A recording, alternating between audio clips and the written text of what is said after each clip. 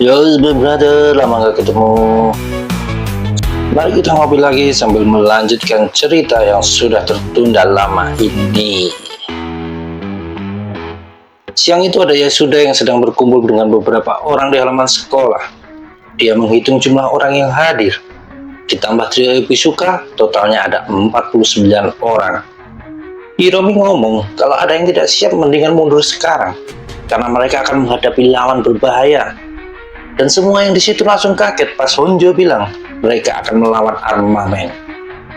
Hiromi menambahkan, kalau Boya Harumichi dihabisi armamen, maka susuran akan jadi target selanjutnya. Hiromi tidak ingin membiarkan para armamen mengacak-ngacak susuran, karenanya dia memutuskan buat membantu Boya Harumichi melawan armamen. Obrolan mereka terganggu dengan seseorang yang datang dan membuat keributan dengan raungan sepeda motor. Para murid susuran tidak jadi marah pas tahu orang itu adalah anggota armamen. Hiromi maju dan bertanya ada urusan apa orang ini datang, dan dijawab kalau dia cuma mengantarkan pesan buat Boya Harumichi yang diundang datang ke gudang nomor 4 jam 4 sore ini sendirian. Hiromi bilang akan menyampaikannya, lalu orang armamen itu pergi. Rombongannya sudah tadi bertanya di mana Boya Harumichi, karena dari tadi tidak ada yang melihatnya. Honjo bilang kalau Boya ini agak beda pikirannya, seringkali bertindak sendirian. Hiromi bilang kalau mereka tidak perlu memberitahu Boya dan mereka yang akan datang ke gudang buat menghajar para armamen. Sedangkan orang armamen yang barusan sedang dalam perjalanan pulang, lagi santai-santai naik motor, tahu-tahu ada Boya Harumichi yang lompat ke depannya dan menabrak jatuh si bocah armamen. Dia menyeret orang itu ke pinggir dan memperkenalkan diri sebagai Boya Harumichi, orang yang mereka cari. Boya mencitak orang di depannya dan nanya ada urusan apa mencari dirinya. Melihat pertanyaannya tidak dijawab, sekali lagi Boya mencitaknya. Terpaksa orang armamen itu menjawab kalau ada pesan dari leadernya yang bernama Mito agar Boya datang ke gudang nomor 4 jam 4 sore ini. Boya bertanya ada berapa orang yang menunggunya, dan dijawab ada sekitar 20 orang. Boya tertawa sambil merangkul orang armamen itu yang bernama Sagawa dan membawanya ke gang kecil lalu menghajarnya. Si pirang gila itu memakai motor Sagawa dan berlalu pergi.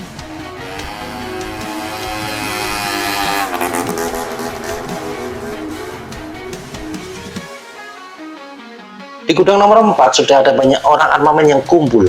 Dan tidak kayak omongan Sagawa, ternyata ada 30 orang yang datang selain 2 orang leader.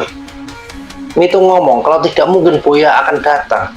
Jadi dia ngasih perintah buat memburu murid-murid susuran agar memaksa si Boya ini datang. Maki, salah satu leader armamen sama kayak Mito, mengingatkan temannya agar tidak meremehkan susuran. Dia bahkan mengingatkan juga kalau jangan meremehkan si Boya ini. Tapi Mito kayak mencepelekan peringatan kawannya itu. Melihat sikap temannya, makin nanya, apa Mito pikir bisa menghadapi Bando, Yamasaki, dan Senda kalau dia sendirian? Belum lagi di susulan ada monster bernama Rindamen. Jangan sampai berurusan dengannya. Mito jadi kepikiran dengan omongan Maki. Lalu salah satu anggota armamen bilang kalau ada motor Sagawa, tapi dia tidak melihat orangnya. Orang pertama yang menyadari kehadiran Boya adalah si Maki ini. Dia kaget melihat seseorang muncul dari tumpukan peti kayu. Boya Harumichi lompat turun dan langsung lari ke arah Mito, memukulnya keras sampai terpental jauh ke belakang. Belum sempat Mito berdiri, Boya sudah kembali mencengkramnya, lalu lanjut memukulinya, menendang, tidak henti-henti. Sedangkan orang-orang armamen lainnya cuma bisa bengong. Setelah Boya selesai, Mito melangkah maju dengan badan sempoyongan. Dia tidak bisa ngomong apa-apa selain erangan kesakitan. Anak buahnya menatap ngeri kondisi leader mereka itu, yang lalu jatuh tersungkur dan pingsan. Boya nyengir dan ngomong ke rombongan armamen kalau orang yang dicari mereka, yaitu dirinya, sudah hadir. Sementara itu di luar gudang ada rombongan susuran yang dipimpin sama Hiromi. Meski merasa gentar, tapi mereka sudah mantap mau melawan armamen. Hitomi lagi mau mengatur strategi, tahu-tahu pintu gudang terbuka dan ada Maki yang berjalan dengan sempoyongan lalu jatuh tak sadarkan diri. Tak lama muncul Boya Harumichi yang bingung kenapa ada banyak orang datang. Rombongan susulan lebih terkejut lagi pas Boya bilang sudah membereskan para armamen yang ada di dalam gudang. Lalu semuanya berjalan pergi sambil terus memanggil Boya Harumichi dengan sebutan bos. Setelah rombongan itu pergi berlalu, datang Sagawa yang masih mengeluh sakit gara-gara hantaman dari Boya tadi. Dia panik melihat motornya yang terparkir dan sedikit tergores. Dia juga bingung kenapa motor yang diambil Boya bisa ada di sini. Sagawa kembali langsung panik melihat Maki terbaring pingsan. Dan pas dia menengok ke arah dalam gudang, Sagawa lebih kaget lagi melihat puluhan teman-temannya sudah terkapar kena hajar. Besok malamnya Armamen menggelar meeting tentang dikalahkannya Mito dan Maki bersama 31 orang anggota mereka. Info pelakunya adalah murid kelas 2 SMA susulan bernama Boya Harumichi dan tidak ada data lengkap tentangnya karena dia ini murid pindahan. Di situ ada Iwai Masanori dan Ansai Mitsuhiko yang bersama Mito dan Maki mereka disebut empat raja. Selain itu ada juga Kuno Ryushin, adik dari Hideyori yang juga disebut sebagai orang terkuat armamen saat ini. Info tambahan adalah Boya Harumichi juga membentuk faksi di susuran. Iwai komen kalau susuran benar-benar bisa bersatu, maka kekuatannya akan bisa menandingi armamen. Lalu Iwai dan Ansai malah ribut sendiri tentang siapa yang akan menghadapi Boya Harumichi. Kemudian Hideyori membentak dan menyuruh mereka diam. Dia mengatakan kalau kedua leader ini tidaklah lebih kuat dari Mito dan Bando. Jadi jelas mereka tidak akan bisa menang dengan kekuatan sendiri. Hideyori mengatakan kalau mereka akan mulai menghancurkan susulan dengan kekuatan penuh, bahkan menyuruh Ryushin juga ikut. Iwai dan Ansai sempat bilang kalau tidak perlu sampai Ryushin turun tangan, tapi dengan emosi Hideyori mengingatkan kalau di susulan ada monster yang harus dia waspadai, yaitu Rindamen. Hideyori menutup rapat dengan bilang kalau armamen akan memastikan susuran hancur. Di lain tempat ada Hiromi yang sedang menjelaskan bagian dari para leader di armamen. Dengan dua nama sudah dicoret, yaitu Mito dan Maki. Lalu banyak tambahan info yang belum terkonfirmasi, seperti adanya 3 bersaudara kuno. Lalu ada juga info tentang armamen yang punya backingan Yakuza. Hiromi menarik kesimpulan kalau itu berarti mereka tidak punya info jelas tentang lawan mereka kali ini. Ya sudah mencari Boya yang tidak kelihatan, yang ternyata sedang dipojokkan sama Makoto menagih janjinya tentang video hot. Boya buru-buru masukkan 3 kotak film yang dikasih, tapi dia tertegun pas lihat sesuatu yang aneh. Judul film yang dikasih adalah Godfather. Itu adalah film barat tentang mafia. Makoto bilang kalau saking serunya film tersebut, dia sampai menonton berkali-kali. Tapi Boya langsung mencetak kepala Makoto. Apa ini? Tanya Boya, lalu mencetak lagi. Film menarik? Tanya Boya sambil mencetaknya sekali lagi. Menurut pikiran Boya, pas Makoto bilang akan ngasih video menarik dan hot, yang dipikirnya adalah film bukan film action ini. Makoto jadi kesal karena terus dicetak dan mereka berdua pun jadi ribut sendiri. Yang lainnya jadi sibuk memisahkan kedua orang ini. Tak lama Hiromi kesal karena Boya malah pulang sendirian, padahal dia sudah mewanti-wanti agar tidak berkeliaran seorang diri. Honjo juga kesal sama Makoto karena malah bikin keributan sama Boya. Makoto yang biasanya pendiam malah dengan penuh emosi ngomong kalau dia tidak salah. Menurutnya tidak ada film yang lebih hot dan menarik daripada film The Godfather ini. Bahkan dia sampai harus kerja part-time biar bisa beli film-film tersebut, tapi malah tidak diterima sama Boya. Dan Makoto pun pergi sambil ngomel-ngomel, sedangkan Honjo dan Hiromi lebih terkejut sama sahabat mereka ini yang tahu-tahu jadi bicara panjang lebar, padahal selama ini tidak pernah. Kemudian rombongan susulan itu berjalan pergi. Tapi di jalan mereka malah dihadang Iwai, salah satu leader armamen. Melihat itu, Akutsu dan kelompoknya langsung ingin kabur. Sedangkan Hiromi menahan Honjo yang mau maju karena dilihatnya ada beberapa anggota armamen lainnya. Hiromi menyuruh semua yang di situ buat lari saja daripada mati konyol. Tapi Iwai tidak membiarkan dan menyuruh semua anggotanya buat mengejar. Sayangnya mereka malah terpisah dan Yasuda berlari ke arah lain sendirian saja. Sedang Hiromi cuma berdua sama Honjo, dan si masker ini malah berhenti lari lalu maju menyerang. Melihat itu, meski sambil menggerutu, Hiromi jadi ikut melawan juga. Mereka berdua cukup tangguh dan bisa menghajar para armamen ini, tapi tahu-tahu muncul Kuno Ryushin. Di tempat lain, Akutsu dan rombongannya pun terdesak sama kelompoknya Ansai. Yasuda sendiri hampir berhasil lolos, lalu dia melihat ada Katsuragi di dekatnya. Yasuda segera mendatangi senior susuran itu dan minta tolong karena sedang dikejar-kejar sama armamen. Kebetulan Katsuragi lagi mau jajal mobil yang baru saja dibelinya. Yasuda yang panik meminta Katsuragi segera menjalankan mobilnya buat pergi dari tempat ini. Pindah ke tempat Hiromi dan Honjo yang ternyata sudah kewalahan melawan Ryushin yang sendirian. Yasuda merasa lega karena sudah bisa pergi numpang di mobil Katsuragi. Tapi tahu-tahu ada Iwai yang ngejar pakai motor dan tak disangka dia memukul kaca depan mobil Katsuragi sampai retak. Teralihkan sama kejadian barusan, Katsuragi tidak melihat kalau mereka sampai di tikungan dan mobilnya menabrak pembatas jalan lalu terguling ke bawah. Iwai tertawa senang melihat kecelakaan tersebut dan pergi begitu saja.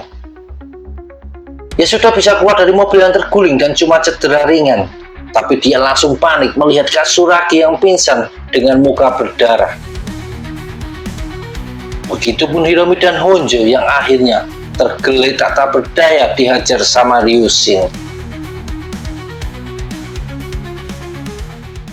Tak beberapa lama ada Makoto yang kebetulan melewati beberapa murid susuran yang sedang membicarakan tentang Hiromi dan Honjo yang masuk rumah sakit gara-gara dihajar sama armamen. Begitupun Boya yang lagi di apartemennya mendapat panggilan telepon yang mengabari kejadian hari ini. Lalu ada satu orang lagi yang dapat kabar, yaitu Lindaman.